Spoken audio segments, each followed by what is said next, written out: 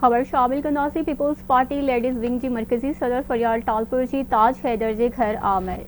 फरियाल टालपुर पारां मरहूम ताज हैदर की घरवारी नाहिद वसीसा ताज़ियत जो इज़हार। फरियाल टालपुर ताज हैदर की ईसाली सवाब लाए फातह ख्वानी कई ऐं सबर लाए दुआ घुरी। जमहूरियत ऐं पार्टी लाए मरहूम जूं इल्मी ऐं अदबी खिदमतूं बेमिसाल आहिनि। फरियाल टालपुर जो इहो चवणु आहे। ताज हैदर पार्टी क़यादत ऐं कारकुननि जी दिलुनि में हमेशा ज़िंदा रहंदो। अपडेट कंदासीं वकार मेहदी, सईद गनी, सुहेल अनवर सियाल, शाहिदा रहमानी, सादिया जावेद भी मौजूद हुआ। खबर वास्ते शेयर कंदासीं पीपल्स पार्टी लेडीज़ विंग की मरकज़ी सदर फरियाल टालपुर की ताज हैदर के घर आमद। फरियाल टालपुर पारा मरहूम ताज हैदर की घरवारी नाहिद वसीसा ताज़ियत जो इज़हार किया। फरियाल टालपुर ताज हैदर की ईसाले सवाब लाए फातिहा ख्वानी कई ऐं सबर लाए दुआ भी घुरी।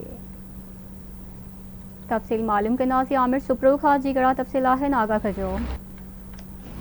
जी बिल्कुल पाकिस्तान पीपल्स पार्टी की खवातीन की सदर फरियाल टालपुर जो है सेनेटर ताज हैदर के इंतकाल ते खेस घर पहुती है। जो है फरियाल टालपुर सेनेटर ताज हैदर की जी ज़ाल है उन ताज़ियत पिण कई है।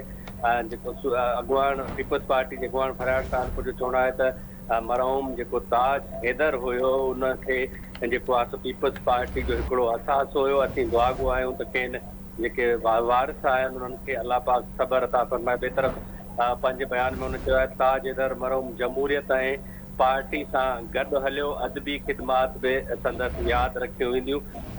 फरियाल टालपुर जो इहो बि चवणु आहे ताज हैदर पीपल्स पार्टी ऐं जियालुनि जे दिलनि में हमेशह लाइ यादि रहंदो। पीपल्स पार्टी जेकी आहे औरत विंग जी जेकी मरकज़ी सदर आहे उनजो चवणु आहे त जनरल सेक्रेटरी वकार मेहदी खेसि सां गॾु सूबाई वज़ीर सईद गनी बि गॾु हुयो। पीपल्स पार्टी जे अॻुवान फरियाल टालपुर जो चवणु आहे त ताज हैदर जूं जेके ख़िदमतूं आहिनि पार्टी जे लाइ हमेशह यादि रखियूं।